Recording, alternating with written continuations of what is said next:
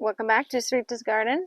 It's January 31st. We're preparing for a 28-degree low tonight. Brad and I were just wrapping up this Jamaican cherry trunk. I'm going to take you around the yard, show you what we've done with this mango. Sorry, it's not a mango. Avocado that is, we just pulled the mulch way up high to cover the graft. And that one should be okay, hopefully. That's Mexicola. I think they do okay in cold. But we're probably going to be under freezing for 5 to 7 hours tonight. And the same thing on Sunday night. And Monday night, also really cold, but not quite as cold. Probably in the high 20s, low 30s. So what we've done is we've taken some towels and we've wrapped them around the trunks. Best we can do on plants that have grafts. We're definitely covering the graft. Don't expect this avocado to make it. That's one that I recently grafted in the ground. Whoops, sorry about my camera skills, guys. We did wrap the bottom of this papaya. It's one of our favorites. We took off probably 8 fruit and left just some of those tiny ones up top. So we wrapped the bottom because even if the top dies, we can just make a flat cut where the top of the blanket is, if it does survive under the blanket, and then it'll resprout and grow, and that'll be good to go for next season, because you guys have seen my sprouts on the papayas. I'll show it to you in case you don't remember. Okay, then heavy mulch on the what's this called? Starfruit? Carambola? Yeah, heavy mulch on that and lots of watering. We did a ton of heavy watering on Friday. That was yesterday. This is an Angie mango grafted, one that I grafted. Again, we put the towel down below. As I've heard from another gardener, all of the branches and the foliage may die, but if the graft is covered, which is down under that towel, the mango will resprout and rebranch and regrow. So that's kind of ideal that it keeps the root structure in place, because then it won't take as long for it to grow. Let's take a look in the shed where Stella is. Stella loves the shed. The shed is where we also have a temperature gauge. I've got it back in the corner there. Where is it? Yeah, that little white thing back in the corner. So that's, I'm keeping track in the house of the temperature in the shed. We've got brand new papaya seedlings for next year. We've got some mango root stalks. Pretty much everything we have in a pot is in the shed. We do have some mamey sapote in here. We have some jackfruit in here because these guys might die, the ones that are in the ground. So we'll close up the shed tonight. We will monitor. Actually, let's close it right now. I don't think anything else is going in there. All right, so on these papayas here, we don't really like the fruit. This is the timeline number 2. The fruit is super just mild, and Stella's got the zoomies. Mild, not that interesting, so we're not really putting a lot, except we have mulched them and watered them. So if you recall, this is the sprout, if you've seen that video where we cut the tree back to where you see that plastic bag, and then it's resprouted. So if any of the papaya plants that like if they die on the top or the leaves, they can regrow for next winter season. We will just have had a shorter fruiting season this winter, which is fine. What's up, dog? The dog has the zoomies. All right, this is our very exciting breadfruit TP. This is our east-facing breadfruit. This is the shorter one. I'm sorry, I don't remember the variety.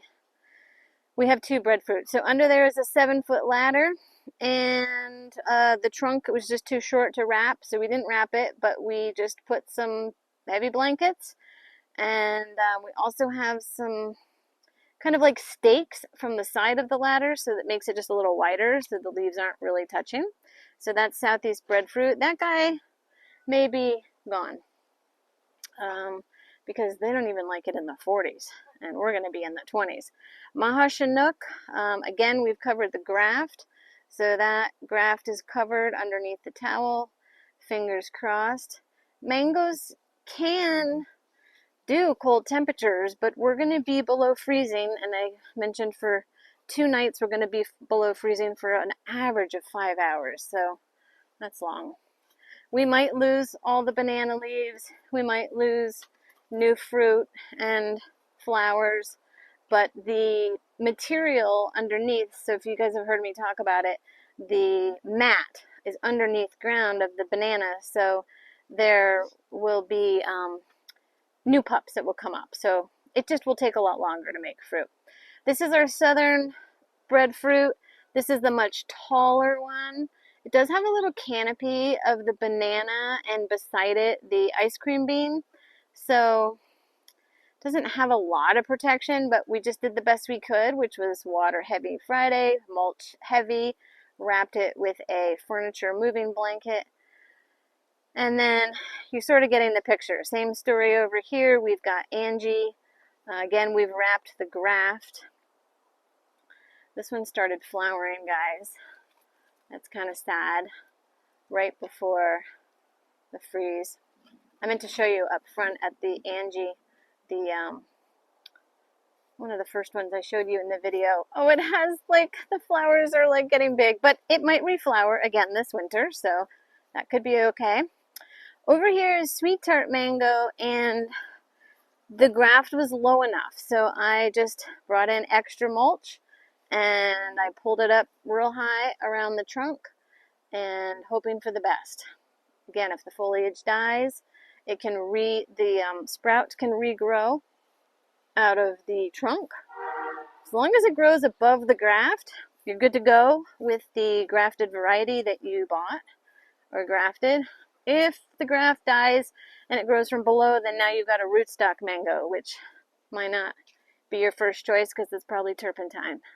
Not the most pleasant mango that exists. Okay, we're coming around to the southwest. This is Kerry mango, beautiful mango, no flowering yet.